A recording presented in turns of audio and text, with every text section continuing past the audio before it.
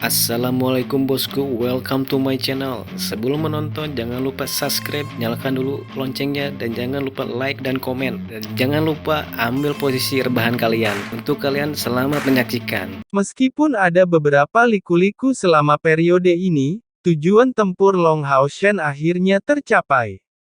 Di bawah jaminan informasi yang akurat dari Yue Ye, itu memberikan pukulan yang belum pernah terjadi sebelumnya kepada klan iblis, dan itu juga merupakan disintegrasi total dari roh pasukan iblis. Hampir tidak mungkin bagi mereka untuk menerobos benteng Tenggara. Dalam seluruh rencana Long Hao Shen melawan klan iblis, pertempuran benteng Tenggara adalah prioritas utama, dan hanya dengan memenangkan perang ini mereka dapat meletakkan dasar untuk semua strategi setelahnya. Jika dia tidak khawatir Dewa Iblis akan mulai menyerang kapan saja, dia bahkan berpikir untuk pergi ke benteng Tenggara sendiri. Saat malam tiba, menara kota benteng Tenggara masih terang benderang, dan perayaan yang kuat bahkan melepaskan kembang api di benteng Tenggara. Di bawah perintah Qiu Yonghao, para perwira dan tentara bahkan mendirikan kuali di menara, memasak potongan daging yang lezat. Selain dilarang minum, para perwira dan tentara yang menjaga kota memiliki cukup daging dan makanan yang cukup.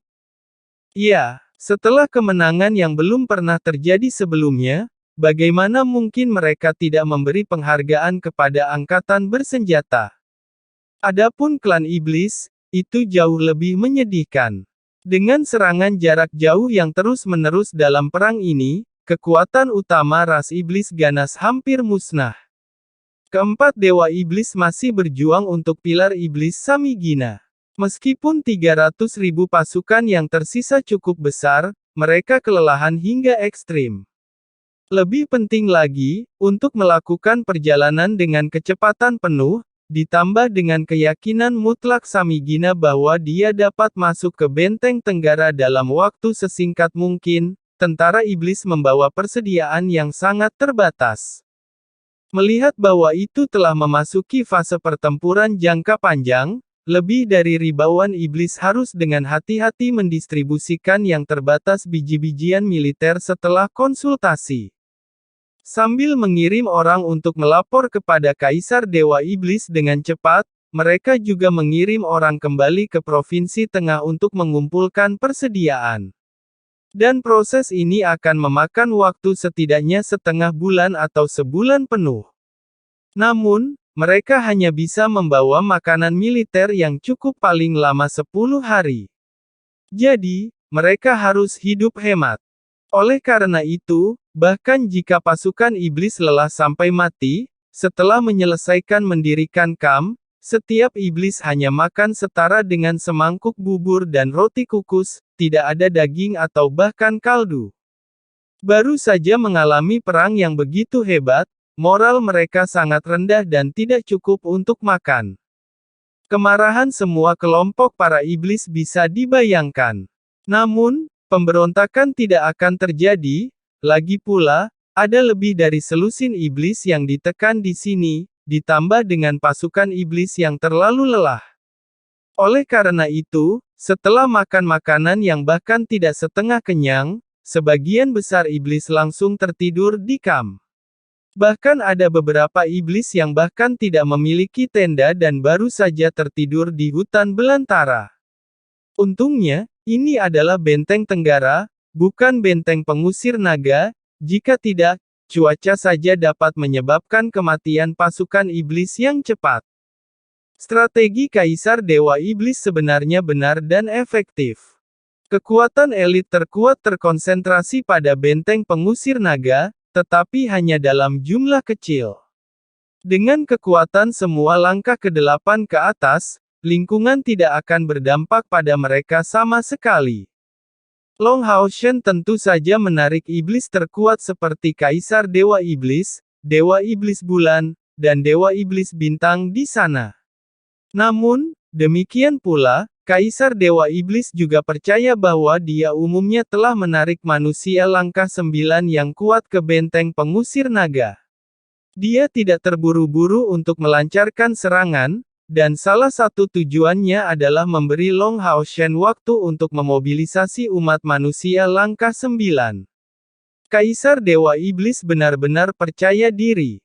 Mereka kehilangan cukup banyak orang kuat, setidaknya tanpa dukungan, bagaimana Benteng Tenggara dan Benteng Seribu Monster bisa menahan serangan kedua pasukannya. Bahkan bisa dikatakan bahwa Samigina tidak melakukan kesalahan. Meskipun dia egois dalam hal taktik militer, selama serangan itu maju ke Benteng Tenggara, maka semua masalah akan terpecahkan.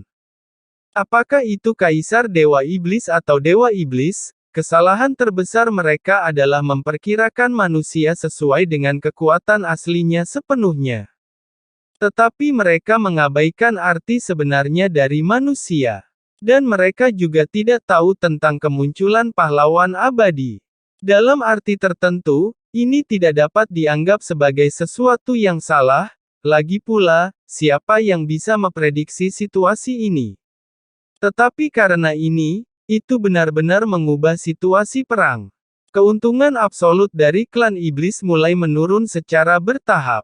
Manusia di Benteng Tenggara sedang merayakannya, dan pasukan iblis sedang beristirahat sambil merasa tertekan. Itu seharusnya menjadi malam yang agak tenang bagi kedua belah pihak. Tapi kemudian pemandangan gelisah diam-diam muncul. Tidak ada yang tahu kapan menara di depan Benteng Tenggara menghilang. Meskipun klan iblis menemukan hal ini, mereka tidak terlalu memperhatikannya. Chair pasti sudah kembali ke Benteng Tenggara untuk beristirahat setelah menyembuhkan luka-lukanya. Malam itu hitam, dan mungkin karena terlalu banyak pembunuhan hari ini sehingga cahaya bintang dan bulan sangat redup malam ini. Awan datang, dan sebenarnya hujan. Namun, klan iblis sangat tangguh. Meskipun hujan, klan iblis yang tidur di luar tidak berniat untuk bangun. Mereka sangat lelah sehingga bahkan lebih dari dewa iblis tertidur satu demi satu.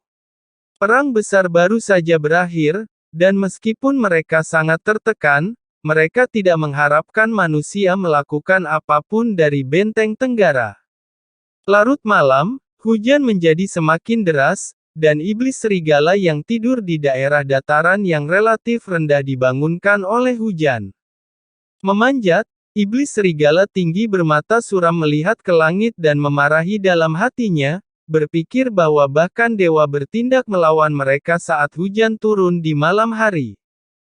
Dia melihat sekeliling, jelas tidak mungkin untuk tidur di tenda, tetapi dia lebih baik menemukan tempat yang lebih tinggi. Yang terbaik adalah memiliki tempat berlindung untuk melanjutkan tidurnya. Pertarungan terus-menerus membuat seluruh tubuhnya sakit, dan ada bekas luka yang dalam di pahanya. Di bawah stimulasi air hujan, itu menyebabkan kesemutan bagi iblis serigala. Tiba-tiba, udara di depannya berputar dengan tenang, dan kemudian dia merasakan sedikit kedinginan di posisi tenggorokannya, seolah-olah ada sesuatu yang hangat menyembur keluar dari lehernya, dan semua kekuatannya dikosongkan dalam sekejap. Iblis serigala gemetar dan perlahan jatuh ke tanah di bawah dukungan kekuatan. Di saat-saat terakhir hidupnya, dia hanya samar-samar melihat sosok hitam melintas. Chair berkelap-kelip ringan di udara, dan penyembunyian auranya yang sangat baik membuatnya seperti bagian dari angin. Di mana dia lewat, iblis yang tidur di luar kehilangan nyawa mereka karena kematian dalam tidur mereka. Segera, dia mendekati jantung kam iblis. Lebih dari selusin pilar iblis berdiri di sana dengan tertib, tetapi cahaya mereka sangat redup saat ini. Adapun, pilar dewa iblis Samigina berada di luar kam, di mana keempat dewa iblis masih berjuang untuk mewarisi tahta pilar iblis Samigina. Setelah dia memasuki inti kam iblis, Chair berhenti bergerak dan melihat ke langit. Tidak terlihat lagi, dia diam-diam menunggu sesuatu. Setelah beberapa saat, tubuh Chair muncul kembali di udara. Sudah waktunya, dia bergumam, mengangkat tangan kanannya dan menunjuk ke udara, cahaya putih tiba-tiba melonjak tertiup angin dan membombardir kam-kam terbesar. Itu adalah menara keabadian. Pada saat munculnya menara keabadian, lebih dari selusin pilar iblis menyala hampir pada saat yang sama, dan jelas bahwa mereka juga menemukan keberadaan Cair. Mereka berlari keluar dari kam dengan kecepatan penuh, tetapi disambut oleh pagoda besar. Segel, Cair, berteriak, dan cahaya putih yang kuat meledak dari menara keabadian, dan cahaya terang mekar dalam sekejap. Tanpa diduga, itu mencakup semua beberapa kam. Kemudian, ukuran menara keabadian juga meroket hingga setinggi 100 meter.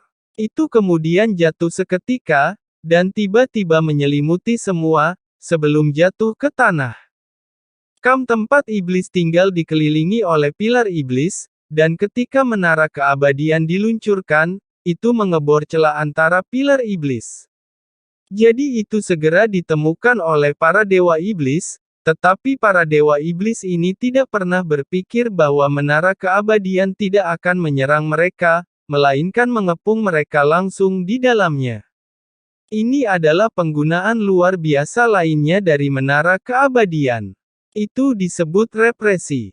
Boom, boom, boom. Ada raungan keras di dalam pagoda, dan jelas bahwa lebih dari selusin dewa iblis dengan panik menyerang, mencoba bergegas keluar dari menara keabadian. Tapi ini adalah senjata ilahi, ketegasannya tidak bisa dibayangkan, ditambah dengan kekuatan pemurnian yang juga memiliki efek pengekangan tertentu pada atribut gelap klan iblis. Iblis terputus hubungan antara mereka dan pilar iblis mereka sendiri. Butuh waktu lama untuk keluar darinya. Cair, melayang dan mendarat di atas menara keabadian.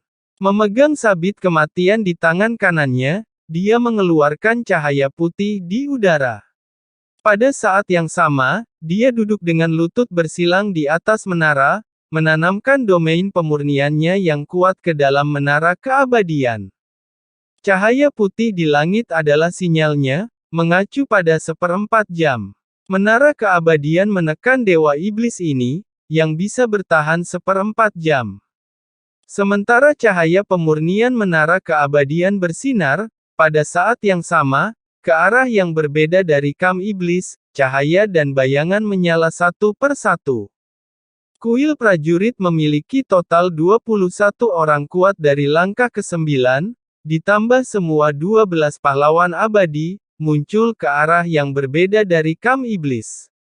Begitu mereka muncul, mereka merobek gulungan di tangan mereka dan melemparkannya ke kam iblis di bawah. Kam iblis yang sangat tenang telah menjadi tempat yang indah untuk pemboman di saat berikutnya. Cahaya sihir yang kuat naik dalam kerusakan elemen sihir gila, menelan kehidupan klan iblis. Itu semua terjadi begitu tiba-tiba sehingga iblis tidak siap sama sekali. Gulungan sihir yang dengan cepat terkoyak setidaknya level 7 atau lebih. Itu semua adalah sihir skala besar. Untuk sementara waktu, kam iblis langsung dalam kekacauan, sihir mematikan yang menakutkan dan cahaya yang menyilaukan naik dengan gila-gilaan dan akhirnya meledak. Klan iblis sangat lelah sehingga bahkan setelah serangan seperti itu, banyak iblis tidak mau bangun dari tidur mereka. Beberapa terbangun setelah mereka ditutupi oleh sihir dan ketika mereka merasakan sakit yang hebat. Strategi ini diputuskan oleh Long Hao Shen di sisi lain benteng pengusir naga setelah berkonsultasi dengan anggota aliansi, dan sekarang gulungan yang digunakan oleh orang-orang kuat secara alami dikumpulkan oleh aliansi selama ribuan tahun. Seperti kata pepatah, baja yang bagus digunakan pada bilahnya. Bahkan ketika menjaga benteng Tenggara, Qiu Yonghao tidak mau memerintahkannya untuk digunakan. Akhirnya, kekuatan terbesar pecah pada saat perampokan Kam. Rencana Long Hao Shen bisa dikatakan saling terkait. Siapa yang mengira bahwa benteng Tenggara masih memiliki kekuatan untuk melancarkan serangan balik setelah pertempuran sengit seperti itu? Secara khusus, para pahlawan abadi, yang masing-masing kuat pada domain, segera melakukan pembunuhan besar-besaran setelah merobek gulungan itu, belum lagi efektivitas tempur orang-orang kuat tingkat 9. Dengan tidak adanya lawan tingkat yang sama untuk menahan serangan, musuh tingkat bawah menderita pembantaian sepihak. Secara khusus, setelah 3 penyihir tingkat 9 kehabisan gulungan, masing-masing juga menyelesaikan mantra terlarang. Untuk sementara waktu, barak iblis berubah menjadi lautan darah. Dan poin paling penting dalam perang ini adalah Chair. Dia secara paksa menyegel lebih dari 10 dewa iblis. Jika tidak, jika mereka bisa bereaksi ketika mereka segera mengetahuinya, dengan bantuan kekuatan pilar iblis, mereka pasti akan meminimalkan hilangnya klan iblis, dan bahkan dengan kekuatan sombong mereka, tidak mudah bagi orang-orang kuat di benteng tenggara untuk melarikan diri tanpa cedera. Keuntungan lain adalah bahwa iblis ganas tidak ada di camp. Meskipun kekuatan utama klan iblis telah dimusnahkan, ribuan iblis ganas yang tersisa adalah iblis kuat dari tingkat ke-6 atau ke-7, ditambah 4 dewa iblis yang hebat. Jika mereka berada di camp, setidaknya mereka dapat secara efektif menahan serangan licik manusia. Tapi sekarang mereka sibuk memperjuangkan hak untuk mewarisi posisi Dewa Iblis Samigina. Kontradiksi dalam klan iblis memperbesar kekuatan serangan diam-diam orang-orang kuat di benteng tenggara secara maksimal. Tentu saja, iblis ganas bukannya tidak menyadari perubahan di sini, tetapi masing-masing dari 4 dewa iblis memiliki pemiliknya. Pada saat ini, siapa di antara mereka yang bersedia melepaskan hak untuk mewarisi posisi dewa iblis Samigina? Secara alami, mereka mengabaikannya dan melanjutkan perjuangan mereka. Gelombang ajaib menara keabadian menjadi lebih kuat dan lebih kuat. Chair belum sepenuhnya pulih sejak awal, dan dia menjadi semakin tidak dapat mendukungnya. Tapi dia tahu betul bahwa jika dia bersikeras lebih lama, pukulan ke klan iblis akan lebih besar. Chair lebih mahir menggunakan domain pemurnian, dan di medan perang, dia tidak perlu khawatir tentang kurangnya sumber daya untuk kekuatan pemurnian sama sekali. Dengan kematian sejumlah besar iblis, secara alami akan muncul aura kematian yang sangat besar, yang secara bertahap diubah menjadi bagian dari kekuatan pemurnian dalam domain pemurnian.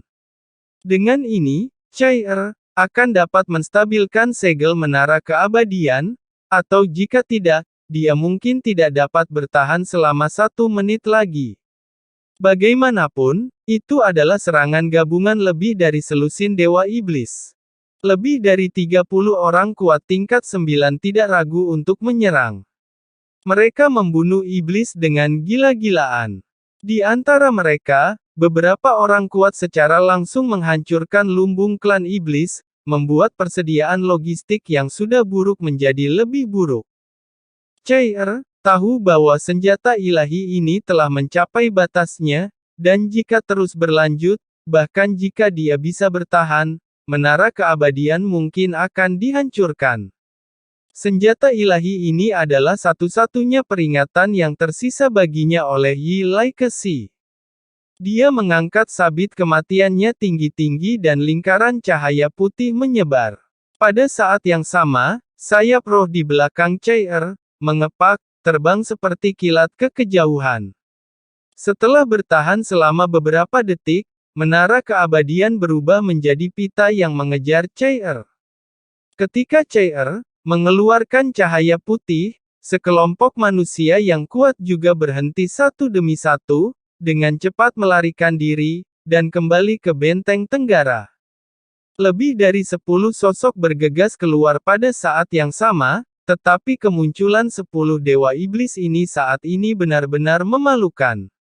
Wajah mereka semua sangat kotor. Menara keabadian berisi kekuatan pemurnian dan kemampuan anti-guncangan yang sangat besar.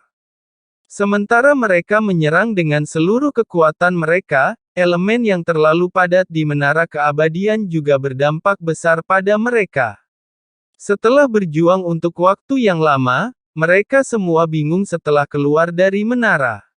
Dan pada saat ini, bunga teratai putih jatuh, ketika iblis akhirnya pulih dari pukulan itu, dan mengambil kendali atas pilar iblis mereka sendiri lagi dan melepaskan kekuatan yang kuat untuk mengendalikan situasi satu persatu. Mereka merasa ingin menangis tetapi tidak ada air mata. Itu sangat buruk. Di seluruh kamp iblis, hanya ada segelintir tenda yang tetap utuh. Ada mayat di mana-mana. Elemen sihir yang kuat dari badai terus mengamuk. Lumbung itu berubah menjadi sepotong tanah hangus. Ada lebih dari 300.000 iblis. Itu seperti sepiring pasir lepas saat ini. Kamp yang membentang puluhan mil dihancurkan dan menjadi tidak berbentuk. Kerugiannya terlalu besar untuk dihitung. Setelah diskusi sederhana, para dewa iblis mencapai konsensus, dan mereka turun tangan pada saat yang sama untuk menyelesaikan perselisihan di antara iblis, menunjuk kepala dewa iblis sebagai penerus Samigina. Mereka mengambil pilar iblis Samigina dan mundur dengan cepat. Mereka harus mundur. Setelah pukulan malam ini, efektivitas tempur dari 500.000 iblis mereka yang awalnya agresif bahkan kurang dari sepertiga dari itu ketika mereka pertama kali tiba, dan kuncinya adalah tidak ada moral yang tersisa sama sekali. Tanpa diduga, ada lebih dari 30 orang kuat tingkat 9 di Benteng Tenggara, di antaranya ada lebih dari 10 dengan domain yang kuat. Jumlah orang kuat musuh mereka lebih banyak daripada pihak iblis sendiri. Bagaimana pertarungan mereka bisa berlanjut? Terutama Chair, yang menakutkan. Bagaimana jika dia memberi mereka serangan diam-diam lagi? Lalu apa yang akan mereka lakukan? Hanya ada satu cara untuk menghindari segel menara keabadian, dan itu adalah dengan memisahkan dewa iblis. Namun, mungkin ada masalah setelah perpisahan, bagaimana jika mereka dikalahkan satu persatu? Siapa yang mau mengambil risiko? Pada akhirnya, hasil diskusi para dewa iblis adalah mundur dari provinsi Narik dan menunggu perintah Kaisar Dewa Iblis. Sambil menyesuaikan kembali tentara, mereka memikirkan cara untuk mengisi kembali makanan. Ratusan ribu pasukan, jumlahnya makanan yang dikonsumsi dalam sehari juga sangat besar. Kemudian, menurut statistik Benteng Tenggara pada perang ini, total kekuatan 500.000 pasukan iblis kurang dari 270.000 ketika mereka mundur. Iblis yang tak terhitung jumlahnya terluka. Dapat dikatakan bahwa itu benar-benar dikalahkan oleh Benteng Tenggara. Satu-satunya penyesalan adalah hanya 2 dewa iblis yang terbunuh dalam perang. Namun, bahaya Benteng Tenggara telah sepenuhnya teratasi. Bahkan jika pasukan iblis ini kembali, rasio 6 profesi Benteng Tenggara akan sulit bagi mereka untuk ditembus. Moral para prajurit di Benteng Tenggara belum pernah terjadi sebelumnya. Dengan persediaan yang cukup, mereka segera mendapatkan kembali kekuatan tempur puncak mereka dan dapat melindungi celah ini, tapi Chair tidak beristirahat. Setelah serangan diam-diam, dia dan 12 pahlawan abadi memanfaatkan malam itu untuk pergi dengan tenang dan terbang langsung ke Benteng 1000 Monster di barat daya. Perang di Benteng 1000 Monster juga telah dimulai. Dan di sana, tidak ada sihir perangkap ajaib. Tidak ada sihir perangkap ajaib.